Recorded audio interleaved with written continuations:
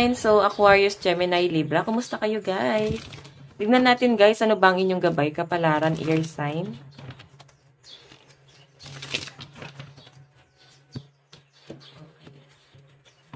Gabay, kapalaran po ni air sign.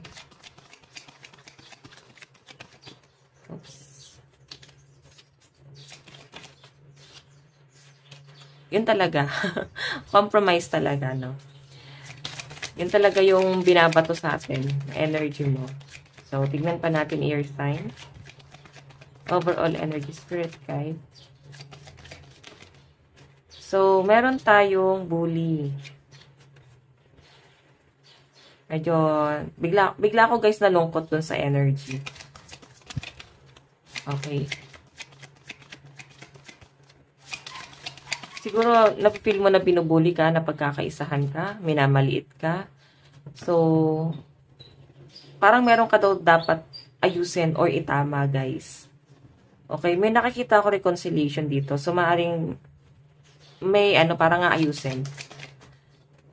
Okay, ngayon guys, siguro kailangan mag-relax ka muna. Ihanda mo yung sarili mo kasi maaring meron kang marireceive ngayon na message galing sa isang tao na nanakit siguro ng sobra sa inyo.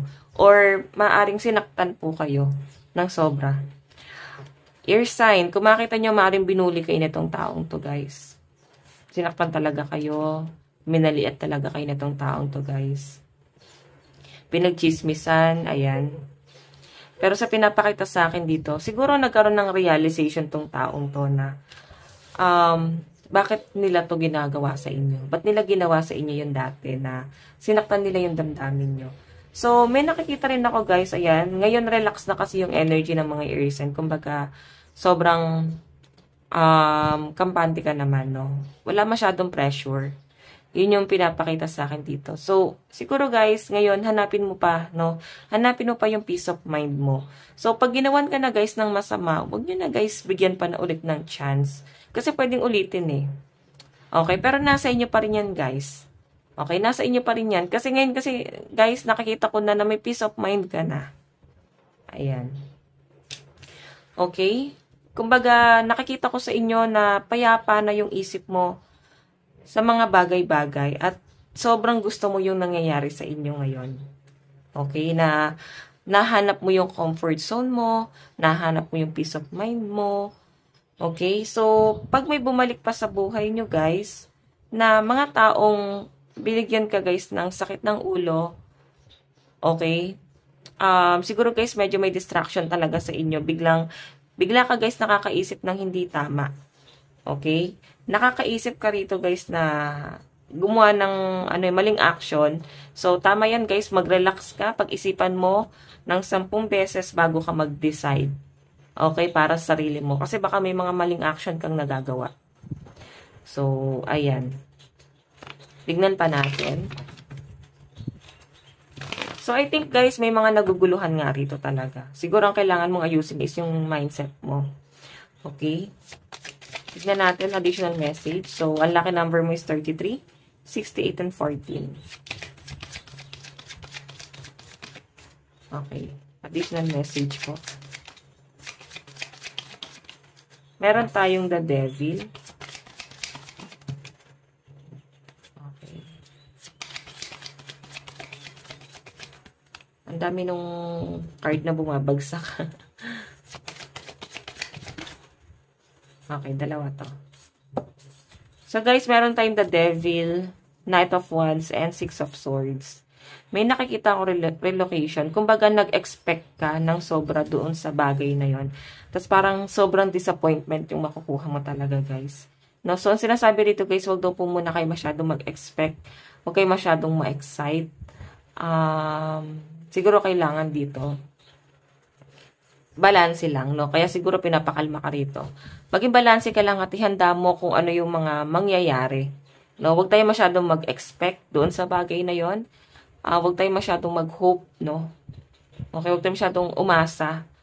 Maging kampante na, makukuha ko to. Ganon. So, siguro guys, relax ka lang. Kasi maaaring disappointment yung makukuha mo doon sa expectation mo. So, tignan pa natin guys. May nakikita kasi ako relocation dito. Nag-expect ka dyan. Nang parang, makukuha mo na yung mga bagay na gusto mo. Though, maganda yung nangyayari, pero mukhang hindi magiging madali yung pagdadaanan mo, guys, no? Tignan natin pagdating sa love life mo.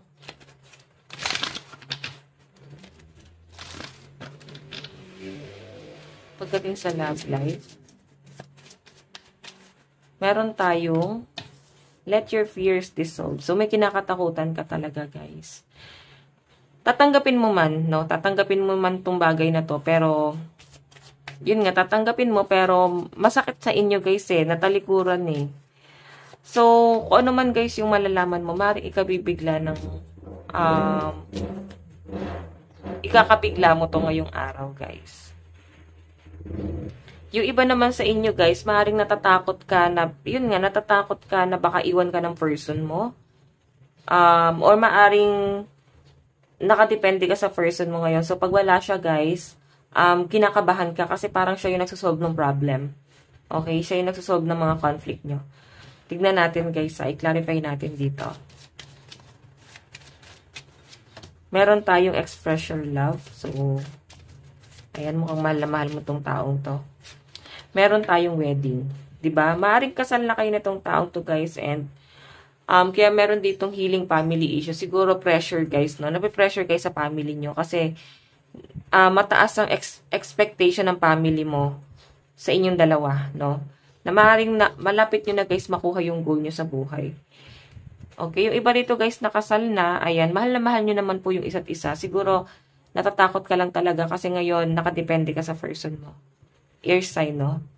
Maaring siya yung provider or kung parehas naman kayo, guys, nagpo-provide, maaring siya kasi, guys, yung mas madiskarte or nagsusolve nga ng conflict, no? Okay, so tignan natin, guys, pagdating naman po sa inyong kaperahan, usog natin to. Pagdating sa inyong kaperahan, meron po tayong unleash your kindest self. So, siguro, guys, be responsible, no? Lalo na pagdating sa pera, no? Kumbaga, ihanda mo lang yung sarili mo sa mga pwedeng mangyari. So, ngayon, mag-save. Okay, mag-save and mag-invest. So, pipiliin mo pa rin, guys, ano ba yung mga i-invest mo. Kasi hindi tayo habang buhay malakas, guys. Okay, nakikita ko naman yung disiplina ng iba sa inyo. Kaya parang marami kayo, guys, discard, air sign, sa pinapakita sa akin dito. Nandun ka na nga sa point na mas inuuna mo na yung ibang tao kaysa sarili mo, Pagdating sa inyong trabaho, meron tayong see the bigger picture. So, yun nga, pressure nga yung iba sa inyo kasi mataas po ang expectation sa inyo ng family mo. Okay? So, tignan pa natin, guys, pagdating naman po sa inyong mga kaibigan, meron tayong be proud of yourself. So, actually, guys, nakikita ko na proud na proud yung mga kaibigan mo sa kung ano man ang nakukuha mo ngayon sa buhay mo, no?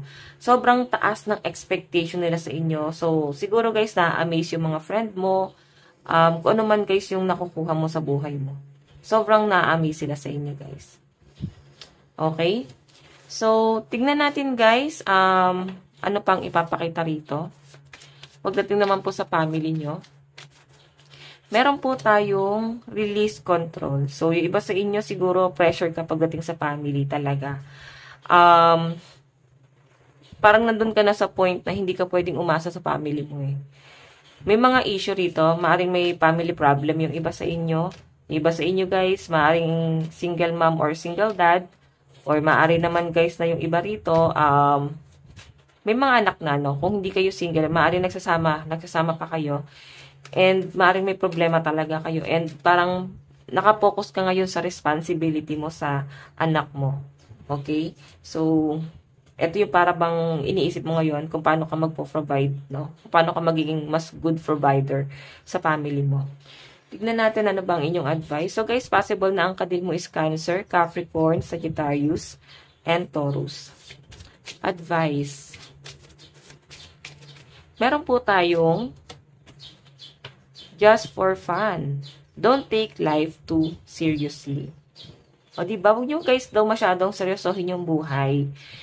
Kasi guys, pag masyado ka seryoso, diba parang mas nakaka-pressure.